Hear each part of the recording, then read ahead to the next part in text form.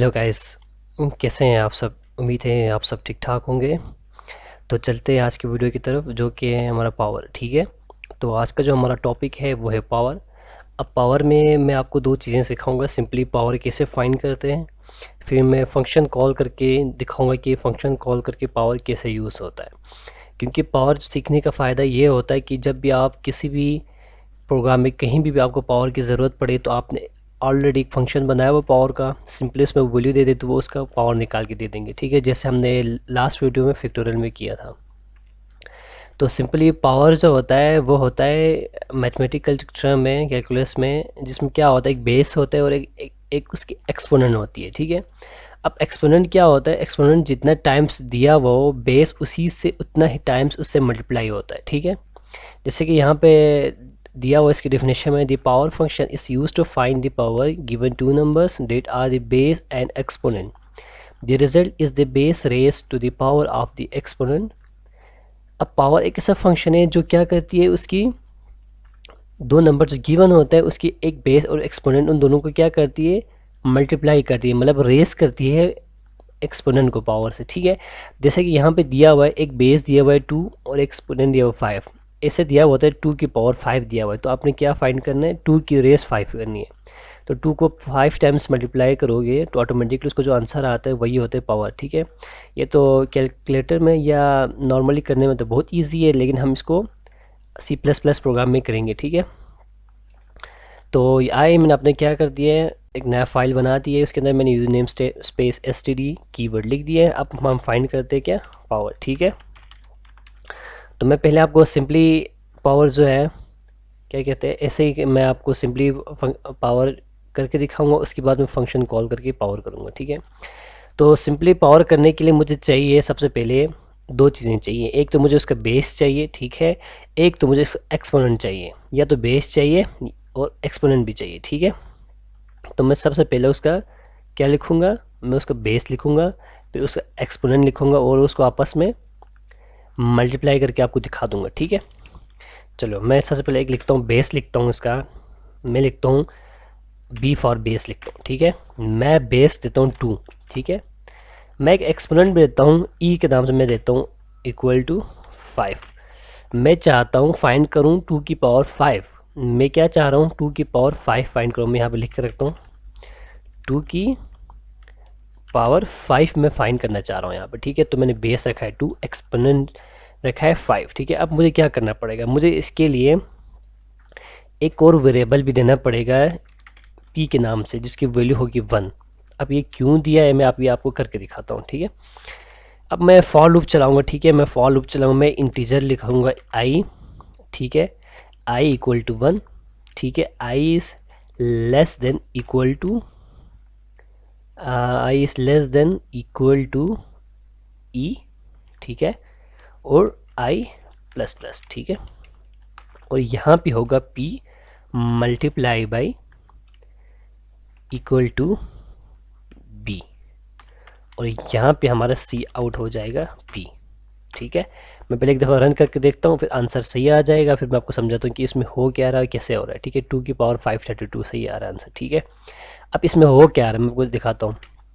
इसमें हमारे पास दो चीज़ें थी, एक तो थी बेस, एक तो थी एक्सपोनेंशियल। ठीक है, अब बेस को तो हमने कहीं भी फॉर लूप की क्या कहते थे, जहाँ पे इनिशियलाइजेशन करे वहाँ भी यूज़ नहीं कर रहे, जहाँ पे चेक करे वहाँ भी यूज़ नहीं कर रहे, और जहाँ पे इंक्रीमेंट कर रहे वहाँ भी यूज़ नहीं कर रहे, हम सिर्फ इसको उसकी बॉडी के अंदर यूज़ कर रहे। ठीक है, जो एक्सपोनेंशियल था उसको हमने यहाँ पे चेक के लिए यूज़ किया। हमने इसलिए यूज़ किया कि हम यहाँ पे ये बता रहे कि फॉर लूप हमने एक इनिशियलाइजेशन में क्या किया, i इक्वल टू 1, आई की वैल्यू है 1, और चेक में हमने किसके बराबर डाल दिया, i को less than equal to e के, एक्सपोनेंशियल के।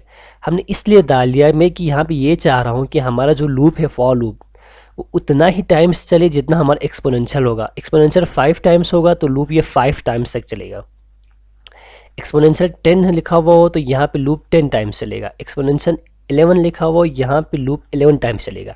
मतलब यहाँ पे जो एक्सपोनेंशियल है वो इसके टाइम्स को डिफाइन कर रहे हैं। ठीक है, मतलब यहाँ पे चेक कर रहा है कि लूप उतनी ही दफ़ा चलेगा जितना क्या होगा, एक्सपोनेंशियल हमें दिया हुआ होगा। ठीक है, उसके साथ साथ इंक्रीमेंट होगा।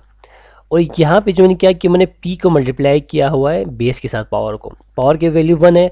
जब ये लूप पहली बार चलेगा तो 1 2 से मल्टीप्लाई हुई तो 2 की वैल्यू क्या आई 1। मैं यहाँ पे साथ आपको ना रफ में करके दिखाता हूँ। जब फर्स्ट टाइम चलेगा तो 1 मल्टीप्लाई बाई 2 हो जाएगा, उसकी क्या वैल्यू आएगी 2, ठीक है। जब सेकेंड टाइम चलेगा तो क्या होगा, p की वैल्यू तो 2 हो गई हुई है, ठीक है। तो वो किससे मल्टीप्लाई होगा, फिर 2 से मल्टीप्लाई होगा ना, क्योंकि b की वैल्यू क्या है 2 है। तो अब क्या आ रही है वैल्यू इसकी 4 आ रही है। p की क्या वैल्यू आ रही है, p की वैल्यू आ रही है 4, ठीक है। पहले p की वैल्यू है 2।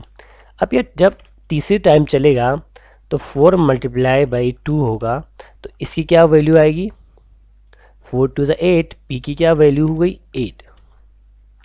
पहले i की वैल्यू 1 थी, फिर i की वैल्यू 2 हो गई, फिर i की वैल्यू 3 हो गई, ठीक है। अब i की वैल्यू क्या हो गई 4 हो गई, ठीक है। i की वैल्यू 4 हो गई तो 8 किससे मल्टीप्लाई हुआ, फिर 2 से, तो p की वैल्यू क्या हुई 16। अब i की वैल्यू क्या हुई 5। लास्ट टाइम चल रहा है 5, जैसे ही 5 होगा less than equal to 5 true होगा, फिर अंदर चला जाएगा तो 6 सॉरी यहाँ पे 16 आएगा, 14 लिखा है मैंने। तो 16 मल्टीप्लाई बाई 2, तो p की क्या वैल्यू आ रही है, p की वैल्यू आ रही है 32। अब मैं आपको यहाँ पे सही से समझाता हूँ ताकि आपको समझ आएगा ना। p equal to I equal to ये था, ठीक है, आई इक्वल टू 1 था, सो क्या हुआ 1 मल्टीप्लाई बाई 2 हो गया। p इक्वल टू 2 था। मैं आपको इस तरह करके समझाता हूँ ताकि आपको इजीली समझ आ सके ना। i इक्वल टू 2, ठीक है, और यहाँ पे होगा 2 इज मल्टीप्लाई बाई 2, ठीक है। पहले मैं p का कर लूँ यार, p equal to 4, p equal to 8, p equal to 16, ठीक है। i equal to 3,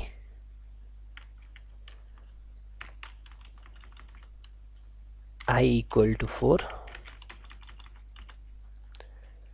i equal to 5,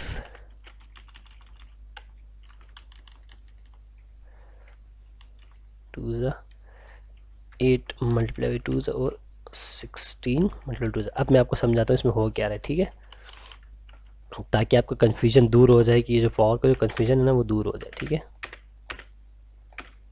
अच्छा अब देखना, बेस की वैल्यू थी 2, एक्सपोनेंशियल की वैल्यू थी 5 और पावर की हमने क्या रखा वैल्यू 1 रखा, ठीक है। हमारा लूप चला, इनिशियलाइज यहाँ भी इस स्टेप में क्या हुआ इनिशियलाइज हुआ, आई की वैल्यू 1 हुई। अब हमने चेक लगाया आई तब तक चलेगा जब तक इसकी वैल्यू एक्सपोनेंशियल से बड़ी ना हो जाए, लेस देन इक्वल टू ई। जब तक लेस देन इक्वल टू ई होगा, ई से छोटा या ई के बराबर होगा तो ये लूप चलेगा। जैसे ही ये लूप ई से बड़ा होगा ये क्या करेगा फॉल्स करेगा। और हमने साथ साथ इंक्रीमेंट लगाया हुआ कि जब भी लूप चलेगी एक टाइम तब तक आई की वैल्यू इंक्रीज होती जाएगी, ठीक है। तो हमने क्या, जब पहली दफ़ा चला उस वक्त पी की वैल्यू क्या थी 1 थी, आई की वैल्यू क्या थी 1 थी, कंडीशन ट्रू हो गया, अंदर आ गया बॉडी के अंदर, यहाँ पे आ गया। इसने क्या किया 1 मल्टीप्लाई बाई 1 कर दे। एक मिनट, यहाँ पे मैंने क्या किया है, पी की वैल्यू 1 थी, बी की वैल्यू सॉरी यहाँ पे बी की वैल्यू आएगी, बी की वैल्यू इक्वल टू 2 यहाँ पे आएगी। अच्छा मैं ऐसा करता हूँ, इसको भी और इजी करता हूँ, ठीक है। मैं यहाँ पे आपको सारी चीज़ें समझाता हूँ, एक सेकंड। हमारे पास b की वैल्यू थी क्या थी 2, b की वैल्यू हर जगह 2 ही रहेगी क्योंकि फिक्स है, चेंज तो नहीं हो रहा। अच्छा अब देखना, इनिशियलाइज होगा आई की वैल्यू 1 थी, आई की वैल्यू लेस देन ई थी, ठीक है। एक्सपोनेंशियल के बराबर होगा या एक्सपोनेंशियल से छोटा होगा तो ये चेक चलेगा वरना नहीं चलेगा लूप, ठीक है। कंडीशन ट्रू होगा, आई की वैल्यू 1 थी तो अंदर आ गया, यहाँ p की वैल्यू थी 1, b की वैल्यू थी 2, ठीक है। तो 1 2 से मल्टीप्लाई हो गया तो हमारे पास p की जो नई वैल्यू आई वो क्या आई 2, p की नई वैल्यू क्या आई 2 आ गई, ठीक है। लूप चल गया ऊपर पहुंच, यहाँ पहुंच, जैसे यहाँ पहुंच गया आई की वैल्यू क्या हुई 2 हो गई क्योंकि एक इंक्रीमेंट हो गया, आई की वैल्यू 2 हो गई। तो उस वक्त p की वैल्यू क्या हो गई, कंडीशन ट्रू हो गया ना, I equal to less than E, condition फिर से ट्रू हो गया, अंदर चला गया। जब ये अंदर आया उस वक्त p की वैल्यू क्या थी 2, ये देखें p की वैल्यू थी 2, तो b की वैल्यू फिर से 2 है, तो 2 से मल्टीप्लाई होगा तो क्या हो गया 4 हो गया, ठीक है। अब i की वैल्यू 2 थी, इसकी वजह से इंक्रीज हो गया, i की वैल्यू 3 हो गई, ठीक है। इसके अंदर गया ट्रू हो गया, तो उस वक्त p की वैल्यू क्या थी 4 थी, p की वैल्यू हमारे पास 4 थी, तो यहाँ पे भी 4 लिखा हुआ मैंने, p की वैल्यू 4 हो गई थी, तो 4 किससे मल्टीप्लाई हो गया, फिर 2 से मल्टीप्लाई हो गया, तो 4 2 से 8 हो गया, ये देखिए 4 2 से 8 हो गया हमारे पास, ठीक है। ये कंडीशन ऊपर चला गया, i की वैल्यू हो गई 4, ठीक है। पहले कंडीशन चेक हो, ये कंडीशन, फिर ये लूप चलेगा, फिर ये कंडीशन चेक होगा, फिर ये लूप चलेगा, फिर ये कंडीशन चेक होगा, फिर ये लूप चलेगा, फिर ये कंडीशन चेक होगा, फिर ये लूप चलेगा, फिर ये कंडीशन चेक होगा और ये लूप चलेगा, इस तरह होता है, ठीक है। तो हमारा क्या हुआ, जैसे i की वैल्यू 1 थी तो चला, y की वैल्यू 2 थी तो कंडीशन चला, i की वैल्यू 3 थी तो कंडीशन चल गया, ठीक है। तो हम पहुंचे हुए थे यहाँ पे, p की वैल्यू 8 थी, ठीक है।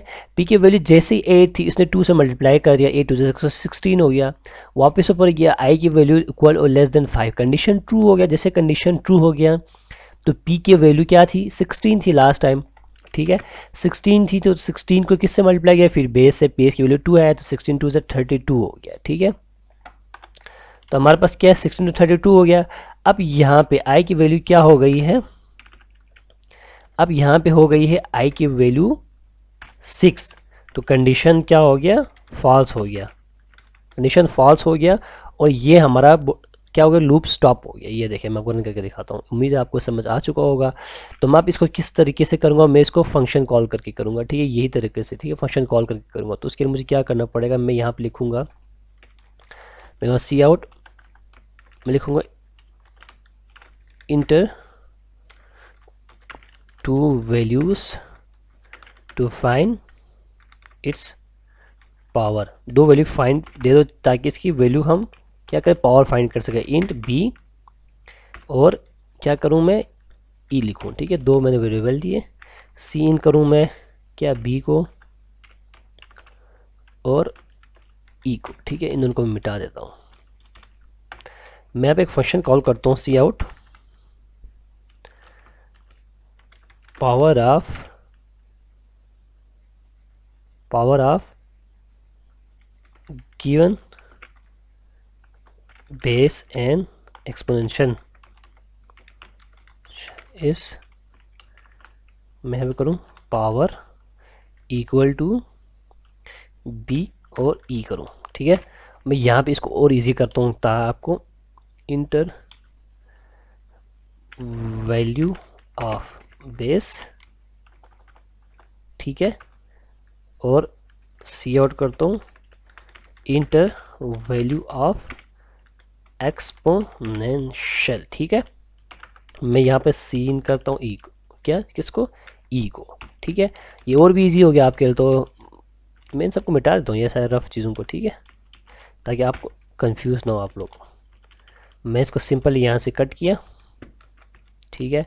मैंने क्या किया, यहाँ फंक्शन कॉल किया था पावर, तो पावर के नाम से एक फंक्शन रिसीव हुआ, दो वेरिएबल आ रहे, तो मैं इंटीजर वही नाम रखता हूँ इजी होने के, अब ताकि आपको इजी हो, इंटीजर बी इंटीजर ई के नाम से, ठीक है। यहाँ बॉडी है किसके अंदर, ये सिंपल ये चीज़ आ गई, ठीक है। और यहाँ पे मैं क्या करूँगा प्रोटोटाइप दूंगा किसके नाम से, उसी नाम से, ठीक है। दो इंटीजर दो आएंगी, ये देखिए हमारा फंक्शन कॉल हो गया, ठीक है। मैं ऐसे रन करता हूँ इसको। अच्छा यहाँ पे मैंने क्या किया, ये नहीं डाला, ये एरर क्यों आ रहा था, अब चेक करते हैं रन करके हम इसको, ठीक है। 2 की पावर 5 दिया तो ये गलत आ रही है, गलत क्यों आ रहा है, एक मिनट। अच्छा ये गलत इसलिए आ रहा है क्योंकि हमने यहाँ पे रिटर्न नहीं दिया हुआ, सी आउट यहीं पे दिया हुआ, ठीक है। मैं यहाँ पे करूँगा रिटर्न, मैं पी करूँगा, ठीक है। यहाँ पे रिटर्न पी कर दिए, देखें। तो अब मैं इसको रन करता हूँ F11 दबा के, enter value of base to power exponential, ये पावर मैंने कहा 5, तो power of given base exponential 32। ये देखें मैंने क्या किया, फंक्शन कॉल करिए, हमने अपनी पावर की वैल्यू को निकाल दिया। मैं अभी एक दफ़ा फिर इसको रन करता हूँ, मैं करता हूँ 2 की पावर 7, देखो 2 की पावर 128 आ रहा है मुझे, ठीक है। मैं थोड़ा स्पेस देकर रखता हूँ ताकि आपको भी ईजी हो समझने में, ठीक है। इंटर वैल्यू ऑफ बेस मैं अब देता हूँ 4, एक्सपोनेंशियल की वैल्यू दे दो, मैं देता हूँ 7, तो क्या करते power of given base and exponential is 16384, ये हमारे पास पावर का फंक्शन था। तो thank you so much. If you have any queries, आपका कोई क्वेश्चन है तो आप मुझे कमेंट्स में पूछ सकते हैं। या आपको कोई टॉपिक मज़ीद आपको कोई मुश्किल आ रही है तो मुझे कमेंट में पूछ सकते हैं, I will guide you. Thank you so much. Please like और सब्सक्राइब कीजिए ताकि आपको नेक्स्ट वीडियो से